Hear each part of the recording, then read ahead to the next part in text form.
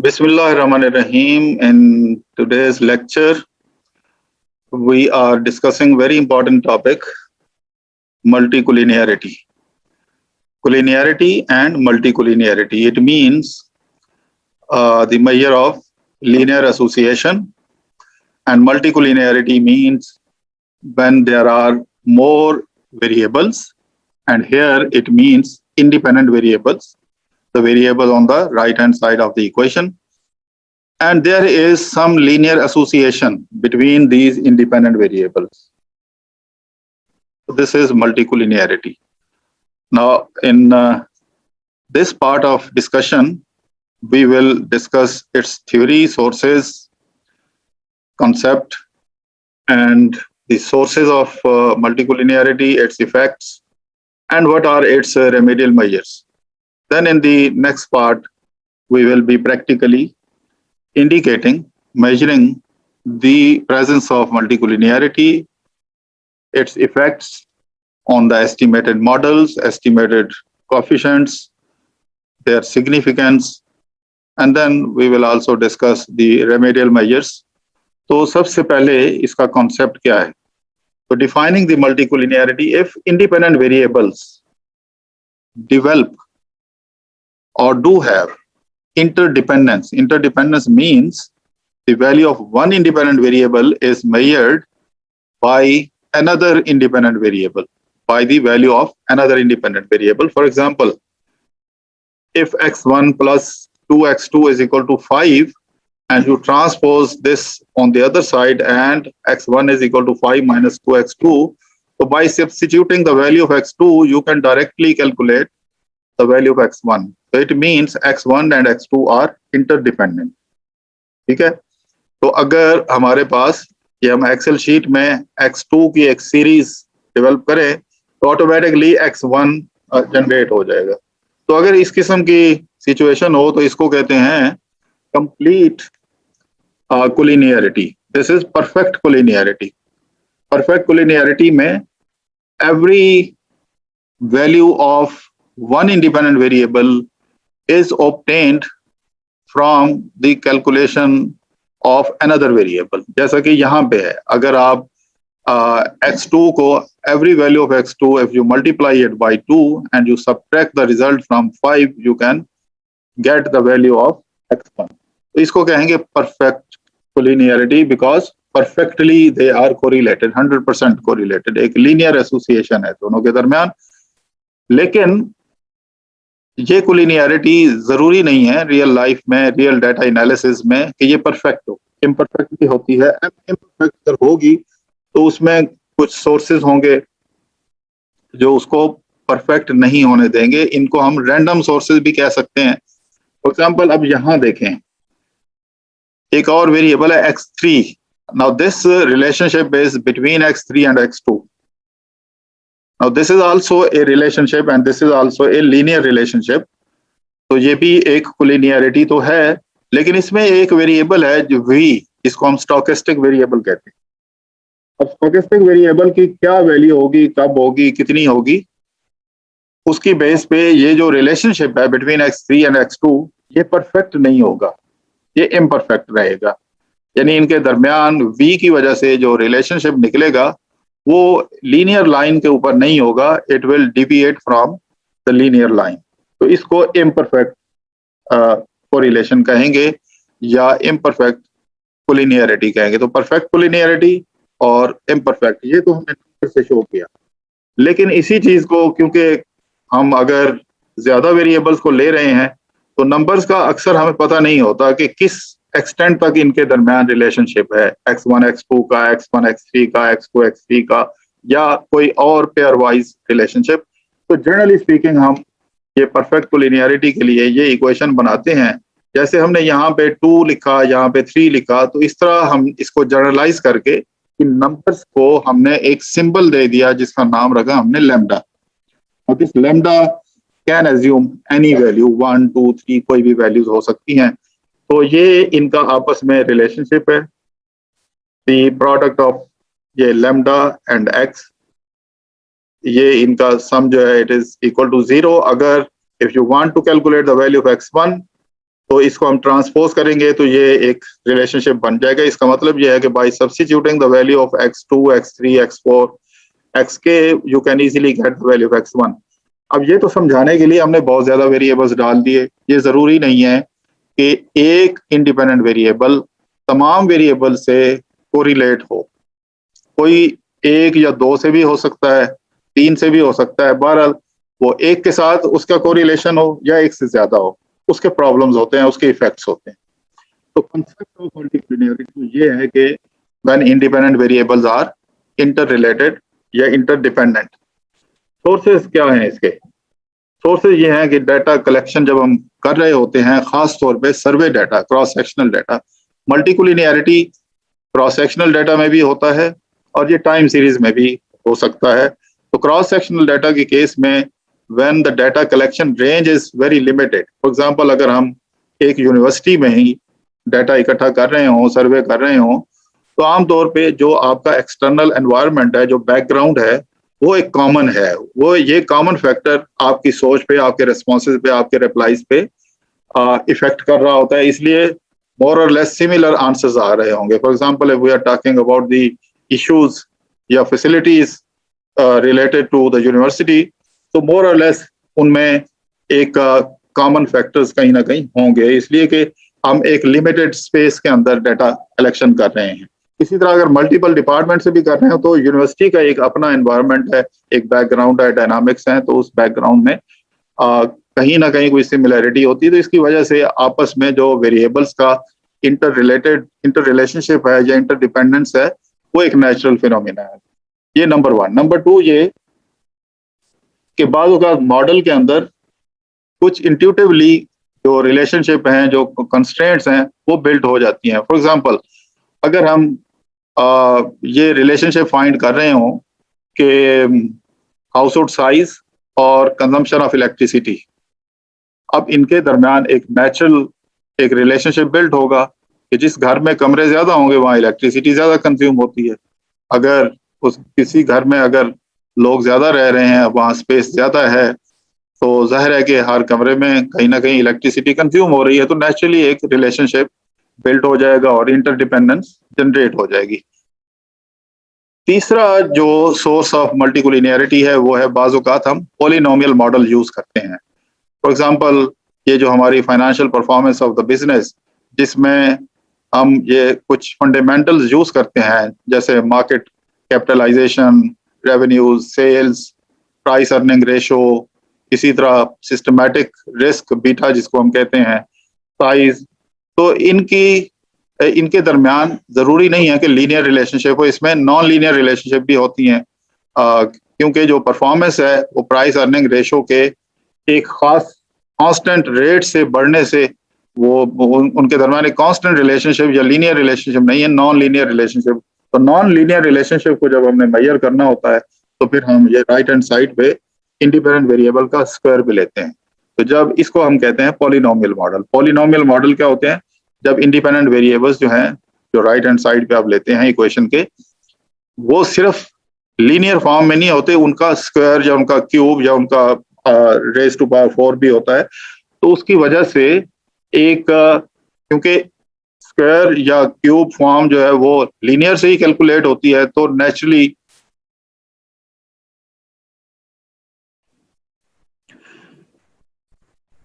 चले, I think it is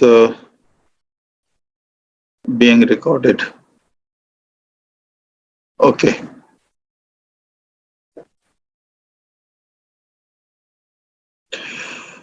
So we were here. So 3 points: polynomial, so data collection in the limited range, constraints in terms of the model which is being estimated. This can be the reason. Polynomial terms, when particularly when the relationship is of non-linear nature, तो उसमें आप तौर पे आप एक independent variable की linear form भी लेते हैं और उसकी स्क्वायर या और हायर ऑर्डर फॉर्म भी आप लेते हैं, तो उसकी वजह से ये हो सकता है। इसी तरह एक और जो सोर्स है वो ये कि बाज़ औक़ात हम लिटरेचर रिव्यू करते हैं और मुख्तलिफ स्टडीज से जो हमें वेरिएबल्स मिलते जाते हैं, हम सारे ऐड करते रहते हैं। तो जब आपके नंबर ऑफ इंडिपेंडेंट वेरिएबल बहुत ज़्यादा हो जाएं तो उसकी वजह से भी उनके दरमियान नेचुरली कहीं ना कहीं कोई कोरिलेशन डेवलप हो जाती है, वेदर थ्योरेटिकली वो इंटरडिपेंडेंस हो या ना हो, लेकिन उसकी वजह से अगर interdependence in terms of numbers या कोरिलेशन वो शो होती है तो उसकी वजह से भी मल्टीकोलिनियरिटी होती है। इसी तरह एक और जो फैक्टर है वो खास तौर पे टाइम सीरीज डाटा के बारे में है। आप देखें किसी भी इकोनॉमी की जो बेटर परफॉर्मेंस है, जब उसकी परफॉर्मेंस बेहतर होती है तो उसके बहुत सारे मैक्रो इकोनॉमिक वेरिएबल्स जो है वो एक ही डायरेक्शन में मूव होते हैं। फॉर एग्जांपल इम्प्रूवमेंट या पॉजिटिव ग्रोथ। तो अगर इन्वेस्टमेंट पॉजिटिव ग्रो कर रही है, इसी तरह कंजम्पशन पॉजिटिव ग्रो कर रही है, इंपोर्ट्स भी बढ़ेंगे क्योंकि लोग ज्यादा कमा रहे हैं, और आपकी एक्सपोर्टेबल इंडस्ट्री भी ग्रो कर रही है, और ओवरऑल आपकी जो इकोनॉमी की परफॉर्मेंस है measured in terms of per capita GDP या रियल जीडीपी या फाइनेंशियल इंडिकेटर्स भी बेहतर साइड में हैं, तो ये फिर नेचुरली एक ट्रेंड बिल्ट हो जाता है। और क्योंकि देयर इज को movement of all the variables, तो उनके दरमियान नेचुरली एक कोरिलेशन बन जाता है, तो उसकी वजह से फिर मल्टीकोलिनियरिटी के इशू आते हैं। ये हो गया। अब इसका इफेक्ट क्या होता है?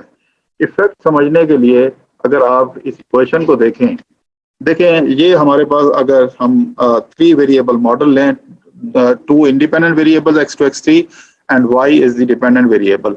अब इसमें बीटा 2 की वैल्यू, ये जो स्लोप पैरामीटर्स हैं, स्लोप पैरामीटर्स को हम कैसे मेजर करते हैं? 2 वेरिएबल केस में it is covariance divided by variance, यानी covariance of the independent variable and the dependent variable divided by variance of the independent variable. जैसे आप मार्केट बीटा कैलकुलेट करते हैं तो उसमें variance of the individual security return and market return divided by variance of the market return, इस तरह से आप बीटा कैलकुलेट करते हैं।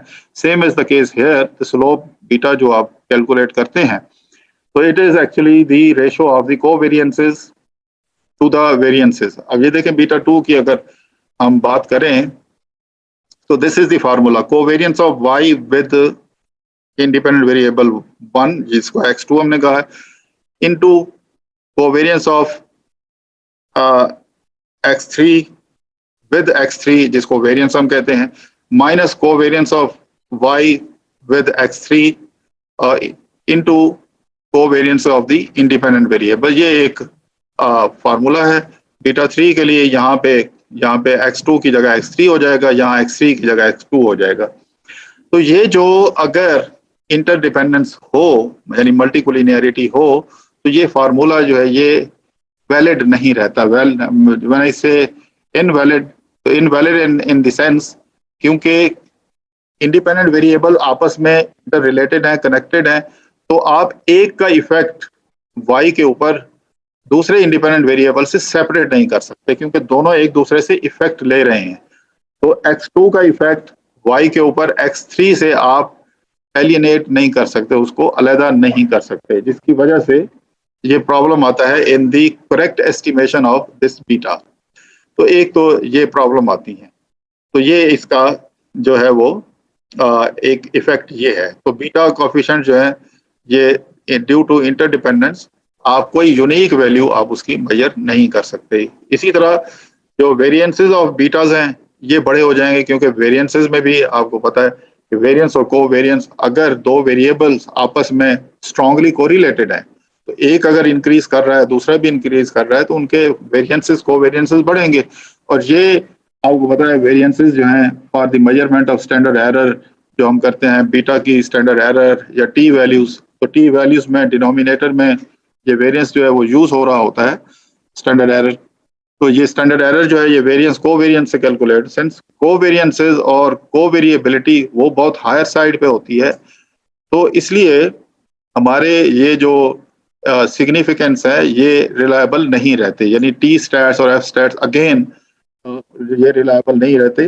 बल्कि ऐसा भी होता है कि इंडिविजुअली टी वैल्यूज को देखा जाए तो वो हमें इनसिग्निफिकेंट शो कर रही होती हैं मल्टीकोलिनियरिटी की वजह से, लेकिन ओवरऑल आर स्क्वायर ज्यादा होता है और एफ भी सिग्निफिकेंट हो जाता है, जो कि कॉन्ट्रडिक्टरी होता है कि इंडिविजुअल जो आपके पैरामीटर्स हैं उनकी टी वैल्यूज आपको इनसिग्निफिकेंट प्रूव कर रही हैं, जबकि ओवरऑल सिग्निफिकेंट यानी एफ को देखें तो वो बहुत हायर साइड पे जा रहा होता है या आर स्क्वायर हायर साइड पे जा रहा होता है। तो ये कॉन्ट्रडिक्शन मल्टीकोलिनियरिटी की वजह से पैदा होती है। इसके अलावा एक और जो सेंसिटिविटी ऑफ द मॉडल ये बढ़ जाती है। एक और इफेक्ट जो है सेंसिटिविटी इन द सेंस, अगर आपके पास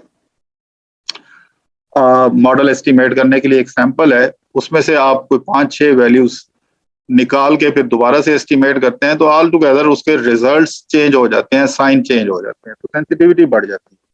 यानी सैंपल साइज को आप थोड़ा सा कम करें या इंक्रीज करें तो because of the reduction in sample size या because of addition of the sample size, expansion of the sample size, जो बीटा की वैल्यूज और उनके साइन है वो फ्रीक्वेंटली चेंज होना शुरू हो जाते हैं। ये हम प्रैक्टिकली शो करेंगे, अभी तो हम थ्योरी पढ़ रहे हैं। तो इसकी डिटेक्शन कैसे होती है? सबसे अहम जो इसका डिटेक्शन का मेथड है वो कोरिलेशन मैट्रिक्स है। हमने कोरिलेशन पढ़ा हुआ है, तो पेयर वाइज कोरिलेशन हम कैलकुलेट करते हैं इंडिपेंडेंट वेरिएबल्स की, डिपेंडेंट वेरिएबल नहीं, इंडिपेंडेंट वेरिएबल्स का कोरिलेशन मैट्रिक्स हम कैलकुलेट करते हैं यूजिंग कैलकुलेटर या यूजिंग एक्सेल या SPSS या एनी अदर सॉफ्टवेयर। तो वो कोरिलेशन मैट्रिक्स हमें बताता है कि how far they are inter related, correlation coefficient. अब सवाल ये है कि कितना हो। इसके ऊपर there is difference of opinion, there are different supporting arguments के कोरिलेशन कोएफिशिएंट कितना हो independent variables. We are talking about independent variables. Remember, multicollinearity is the issue associated with the independent variables. So that is why whenever I say correlation या correlation matrix, तो ये independent variables की हम बात कर रहे हैं। तो कितना होना चाहिए? तो correlation coefficient आमतौर पे कुछ जो इसके सपोर्ट में कहते हैं 80% तक जो है, if it exceeds 80%, it is going to be dangerous for the results. The results may not be reliable.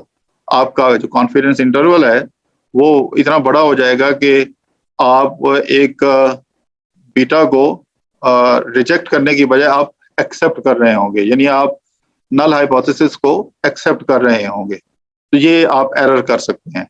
तो अगर ये कोरिलेशन कोएफिशिएंट 80% या इससे ज्यादा है तो it is going to be dangerous. लेकिन कुछ ऐसे भी हैं जो ग्रुप है इकोनोमेट्रिशियन का, जो रिसर्चर्स का, वो कहते हैं कि इफ इट स्टार्ट्स एक्सीडिंग 50% तो it is going to be dangerous. तो ये डिपेंड करता है कि आपकी नेचर ऑफ डेटा क्या है, आपकी स्टडीज के ऑब्जेक्टिव्स क्या हैं, आपके वेरिएबल्स की क्या नेचर है, आप क्या करना जा रहे हैं। तो depending upon the scope of the study ये हमने डिसाइड करना होता है। तो एक तो ये, तो पहला जो डिटेक्शन मेथड है वो है कोरिलेशन कोएफिशिएंट। दूसरा डिटेक्शन मेथड क्या है कि हम देखते हैं कि जो टी स्टैट्स और आर स्क्वायर, तो मुमकिन है टी स्टैट्स हमें शो करें कि बीटाज आर इनसिग्निफिकेंट लेकिन आर स्क्वायर बहुत हाई हो, तो आप समझ जाएं कि there is somewhere problem and that problem can be multicollinearity.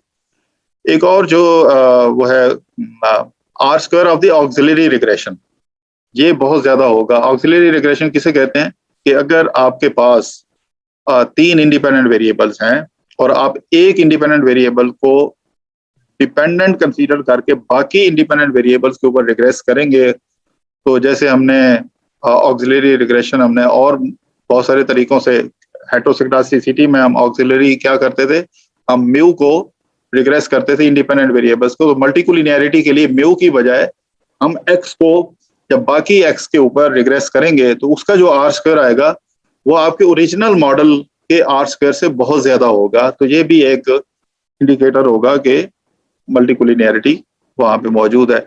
एक और जो मेथड है जिसको हम कहते हैं VIF, variance inflating factor. Variance inflating factor अगर इफ इट इज एक्सीडिंग 10 तो इसका मतलब है मल्टीकोलिनियरिटी सीरियस है, but if it is less than 10 multicollinearity, again ये डिपेंड करता है कि आपकी स्टडीज की नेचर, वेरिएबल्स की नेचर, डाटा और ऑब्जेक्टिव ऑफ द स्टडी।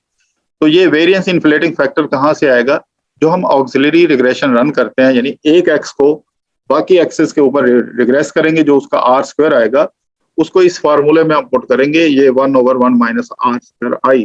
तो अगर ये इसका रिजल्टेंट जो है इफ इट एक्सीड्स 10 या if it is equal to 10 तो देन मल्टीकोलिनियरिटी इज सीरियस।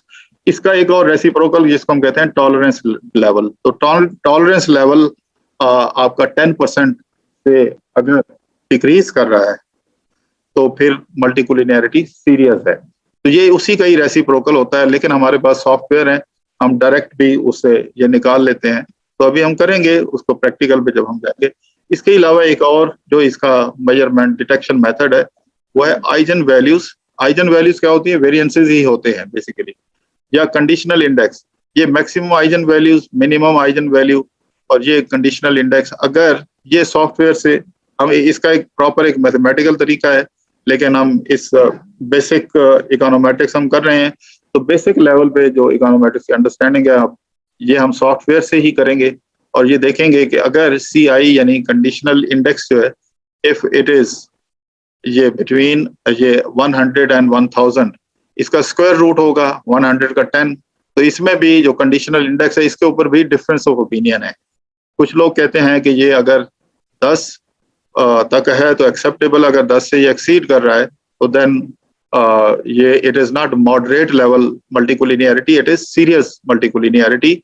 लेकिन जो डोमिनेटिंग रिसर्चर्स या इकोनोमेट्रिशियंस वो कहते हैं कि if conditional index is exceeding 30, यानी ये स्क्वायर रूट लेने के बाद इसका ये वैल्यूज आपको गिवन होंगी और ये इससे आप निकाल सकते हैं कंडीशनल इंडेक्स इस फार्मूले से। तो ये अब प्रैक्टिकली हम करके जब देखेंगे, तो अगर ये इफ इट एक्सीड्स 30 तो हम कहेंगे कि multicollinearity is going to be very strong and there is strong interdependency of the independent variables and we should improve it. लेकिन कुछ हैं जो कहते हैं कि 20% एक मॉडरेट लेवल मल्टीकोलिनियरिटी होगी कंडीशनल इंडेक्स की value, but if it exceeds 20% then the multicollinearity is going to be serious।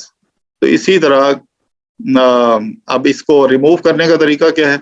Remove करने के कई तरीके हैं। मिसाल के तौर पे हम different types of transformation apply कर सकते हैं। नंबर 1, ट्रांसफॉर्मेशन से क्या मुराद है कि आप लॉग ले सकते हैं, आप रेशो में कन्वर्ट कर सकते हैं। इन अपना फाइनेंस में अक्सर हम रेशो लेते हैं, एसेट्स को हम डिनोमिनेटर में रखते हैं और बाकी जो इंडिकेटर्स हैं आमतौर पे न्यूमरेटर में। जैसे हम डेट टू एसेट रेशो है, डेट इक्विटी रेशो है, या रिटर्न ऑन एसेट है, या रिटर्न ऑन इक्विटी है। तो इस तरह की ये रेशो फॉर्म में फाइनेंस में तो हम अक्सर करते हैं। तो अगर मल्टीकोलिनियरिटी हो तो आप रेशो में वेरिएबल्स को कन्वर्ट कर सकते हैं। एक ये है। दूसरा तरीका ये है कि आप इसका फर्स्ट डिफरेंस लेके यानी डिविएशन फॉर्म लेके भी कर सकते हैं और फर्स्ट डिफरेंस लेके भी। डिविएशन फॉर्म क्या है कि आप वो कैपिटल एक्स की बजाय आप स्मॉल एक्स क्या होता है? कैपिटल एक्स माइनस एक्स बार या मीन वैल्यू, यानी आप हर एक्स की वैल्यू में से उस पूरी सीरीज का जो मीन है वो हर जगह आप सब्ट्रैक्ट करके उसको इनकॉर्पोरेट करें instead of incorporating the actual format of the variable. तो ये इसको मीन सेंट्रिक भी हम कहते हैं। या फिर उसका फर्स्ट डिफरेंस यानी डेल्टा आप incorporate, instead of incorporating x आप डेल्टा एक्स क्या होगा? x2 minus x1, x3 minus x2, x4 minus x3, इस तरह करके भी आप कर सकते हैं। तो ये मल्टीपल तरीके हैं। इसी तरह एक और तरीका ये है कि जो बहुत ही अगर सीरियस प्रॉब्लम है कोई से इंडिपेंडेंट वेरिएबल्स का, तो हम उनमें से कोई एक ड्रॉप भी कर सकते हैं। लेकिन आमतौर पे रिसर्चर्स और इकोनोमेट्रिशियंस जो हैं वो इस ऑप्शन को अच्छा नहीं समझते कि आप जो are dropping the variable, because that may create specification error. जो रेलेवेंट वेरिएबल है आप मुमकिन है उसको ड्रॉप कर दें। तो it is better to treat the variable instead of dropping.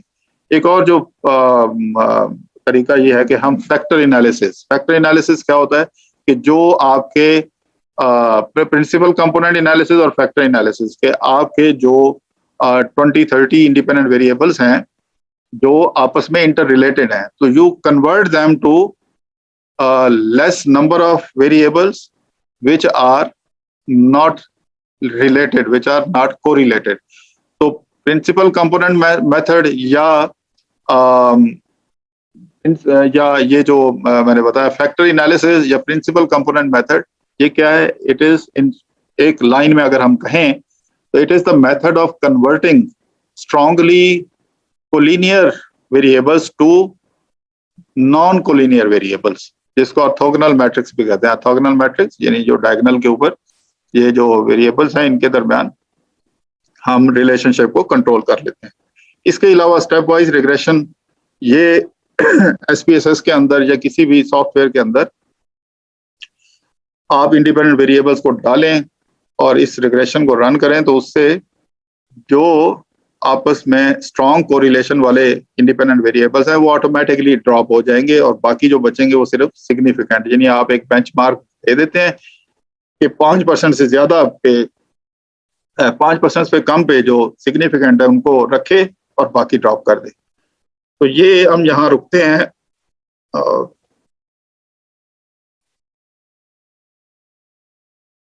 Bismillahirrahmanirrahim. We will continue the topic of multicollinearity. In the last lecture, we discussed the concept of multicollinearity. And what is the concept of multicollinearity? It is the issue associated with the correlation or linear association of the independent variables. For example, independent variable xi takes the effect from other independent variables. या तो इनके दरमियान एक strong और perfect किस्म की relationship होती है या इम्परफेक्ट रिलेशनशिप होता है। लेकिन अगर परफेक्ट रिलेशनशिप हो तो फिर अकॉर्डिंग टू दिस फार्मूला, ये जो फार्मूला है ये अनडिफाइन हो जाता है। अनडिफाइन इन द सेंस क्योंकि न्यूमरेटर में भी कोवेरिएंसेस हैं और नीचे वेरिएंसेस हैं। तो कोवेरिएंसेस में जब हम एक इंडिपेंडेंट वेरिएबल की value as a function of other independent variable put कर देते हैं तो ये अनडिफाइन हो जाता है। ऊपर नीचे, नीचे वाली वैल्यू 0 हो जाती है और ऊपर तो number divided by 0 is undefined या इंफिनिटी। तो इस किस्म के इशू आते हैं जब मल्टीकोलिनियरिटी हो, विच इज वेरी सीरियस।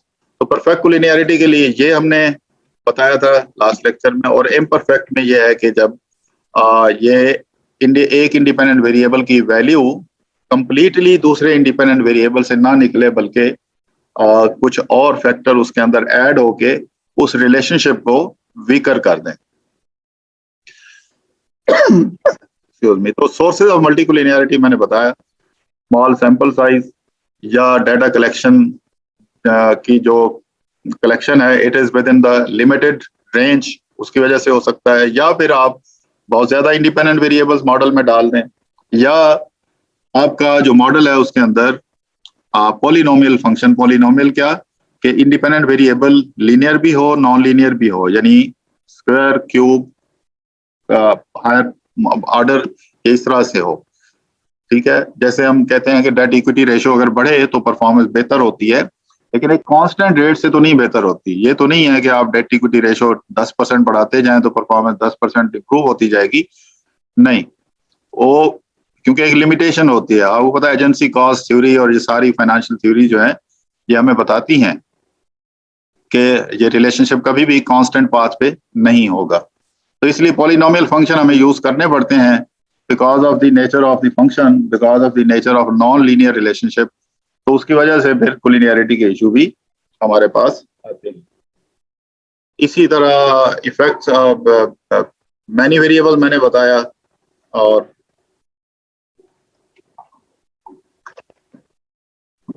इसी तरह ये जो है उसके इफेक्ट्स ऑफ मल्टीकोलिनियरिटी, जैसे मैंने बताया कि बीटा जो है वो अनडिफाइंड हो जाते हैं या इनएफिशिएंट हो जाते हैं। कोई यूनिक वैल्यू आप बीटा की नहीं फाइंड कर सकते। सैंपल सेंसिटिविटी बढ़ जाती है, अगर आप सैंपल थोड़ा सा इंक्रीज करें डिक्रीज करें तो बीटा की साइन और वैल्यूज जो हैं वो चेंज हो जाती हैं। इसी तरह आर स्क्वायर जो है वो बहुत हाई इंडिकेट होता है, एफ स्टैटिस्टिक सिग्निफिकेंट होता है, लेकिन टी स्टैट जो है वो शो करते हैं कि सिग्निफिकेंट नहीं है। कॉन्फिडेंस इंटरवल लार्ज हो जाता है जिसकी वजह से आप रिजेक्शन की बजाय आप नल हाइपोथेसिस को एक्सेप्ट कर रहे होते हैं। और डिटेक्शन के कई मेथड हैं, तो आज हम इसी डिटेक्शन से स्टार्ट करेंगे और फिर आगे चलेंगे। तो चलते हैं फौरन ही। ये हमारा डाटा सेट है जिसको हम यूज कर रहे हैं, आवर्स। ये मॉडल मैंने आपको बताया था कि ये है क्या। ये मॉडल है basically it is related to ये वेरिएबल्स हैं हमारे। तो ये married women's hours of work in the labour market का ये मॉडल है कि कौन से फैक्टर्स हैं जिसकी वजह से वुमेन्स के वर्किंग आवर्स जो हैं वो ज्यादा हो सकते हैं, कम हो सकते हैं, यानी women married women decide to work longer hours या शॉर्ट आवर्स। वो कौन से फैक्टर्स हैं? उसमें बहुत सारे फैमिली रिलेटेड फैक्टर्स होते हैं, सोशियो इकोनॉमिक फैक्टर्स होते हैं। तो इसमें ये 15 फैक्टर्स जो हैं वो लिस्ट किए गए हैं, जिसमें mother's education, father education, job market, unemployment situation, experience है वगैरह वगैरह, ये सारी फैक्टर्स जो हैं उसमें शामिल हैं। तो यही ये वेरिएबल्स हमारे पास, और ये मैंने ये डाटा कहाँ से लिया, इसको हमें एक्नॉलेज करना चाहिए कि इकोनोमेट्रिक्स बाय एग्जांपल की कंपेनियन वेबसाइट से ये डाटा फ्रीली डाउनलोडेबल है, आप भी डाउनलोड करके प्रैक्टिस कर सकते हैं। मैंने ये डाटा फाइल डाउनलोड करने के बाद इसको थोड़ा सा रिफाइन किया है, इसमें से जो इररिलेवेंट वेरिएबल्स हैं उनको डिलीट कर दिया है। तो ये किया, उसके बाद अब हम पहला स्टेप क्या है कि हम कोरिलेशन कोफिशिएंट निकालते हैं। तो मैं डाटा में जाऊंगा, डाटा एनालिसिस टूल पैक, और इसमें कोरिलेशन का फंक्शन, ये कोरिलेशन का फंक्शन है और ये मेरे इंडिपेंडेंट वेरिएबल हैं। सिर्फ इंडिपेंडेंट वेरिएबल को हम लेंगे, इंडिपेंडेंट वेरिएबल, और लेबल को चेक करना इसलिए जरूरी है because in the header row there are names of the variable. ये मैंने किया। उसके बाद आउटपुट रेंज में हमने बताना है कि where we want to see our results. For example कहीं भी क्लिक कर सकते हैं, तो यहाँ मैंने ओके किया। तो ये हमारे पास सबसे पहले कोरिलेशन मैट्रिक्स आ गया। इस कोरिलेशन मैट्रिक्स पे ये देखने के लिए, क्योंकि 15 वेरिएबल्स हैं, तो अगर आप पढ़ने बैठेंगे तो उस तरह से टाइम लगता है। तो इसका आसान तरीका ये है कि आप इसको सिलेक्ट करने के बाद आप इसको कंडीशनल इसकी फॉर्मेटिंग कर दें। कंडीशनल फॉर्मेटिंग का मतलब क्या है कि आप हाईलाइट करते हैं वैल्यूज बिटवीन। अब बिटवीन के लिए आप ऑप्शन दे दें कौन सी। फॉर एग्जांपल ये कोरिलेशन बिटवीन 0 एंड 1 होता है, और हमने कहा है कि एक ग्रुप ऑफ रिसर्चर्स ये कहता है कि अगर 50% या इससे ज्यादा है कोरिलेशन, तो मल्टीकोलिनियरिटी सीरियस हो जाएगी। और कुछ इकोनोमेट्रिशियन कहते हैं कि 80% यानी 0.8 अगर कोरिलेशन कोफिशिएंट है या उससे अबव है तो ये सीरियस होगी, उससे नीचे है तो इट इज इग्नोरेबल। तो हम दोनों ऑप्शन यहाँ पे 0.9 और 0.4 के दरमियान मैं देख लेता हूँ। तो वो वैल्यूज जो हैं वो हाईलाइट हो जाएंगी।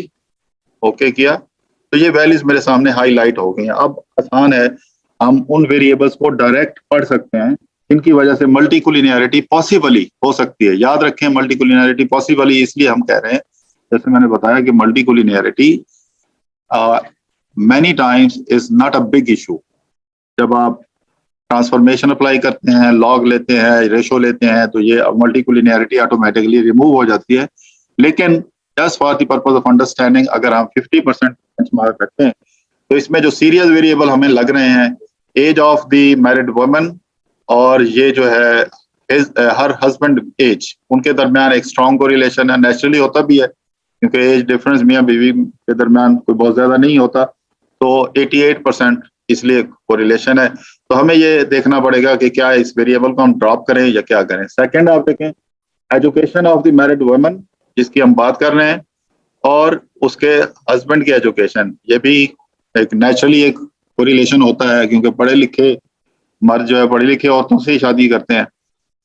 प्रायोरिटी यही होती है, अगर ना हो तो फिर अनरेस्ट और प्रॉब्लम्स होती हैं। तो ये एक फैक्टर है। इसी तरह अगर आप देखें कि हस्बैंड वेज और फैमिली इनकम के दरमियान एक बड़ा स्ट्रॉन्ग रिलेशनशिप है, नेचुरली होता है, क्योंकि फैमिली इनकम का सबसे बड़ा सोर्स जो है वो हस्बैंड इनकम होती है। इसलिए इसी तरह अगर आप इसको देखें, ये मदर्स एजुकेशन और फादर एजुकेशन नेचुरली रिलेटेड होते हैं। अगर पेरेंट्स पढ़े लिखे हैं, इसी तरह आगे भी अगर ये देखें, ये मदर्स एजुकेशन और उस मैरिड वुमन की अपनी एजुकेशन के दरमियान भी टू सम एक्सटेंट एक रिलेशनशिप है। लेकिन बहरहाल मियाँ बीवी के एजुकेशन के दरमियान तो एक स्ट्रॉन्ग रिलेशनशिप होता है, लेकिन पेरेंट्स और बच्चों की एजुकेशन के दरमियान भी एक रिलेशनशिप होता है। लेकिन कुछ बच्चे जो हैं वो पेरेंट्स को धोखा दे जाते हैं, पढ़ते नहीं है, तो रिलेशनशिप ब्रेक डाउन हो जाता है या वीक हो जाता है।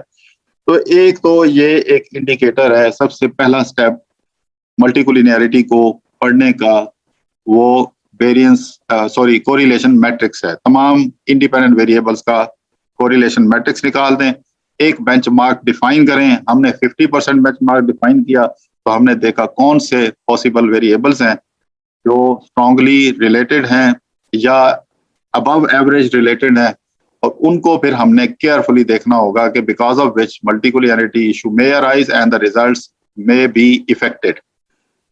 तो यहाँ फिर हम नेक्स्ट वीडियो में और बाकी फैक्टर्स करते हैं तो यहाँ तक थैंक यू।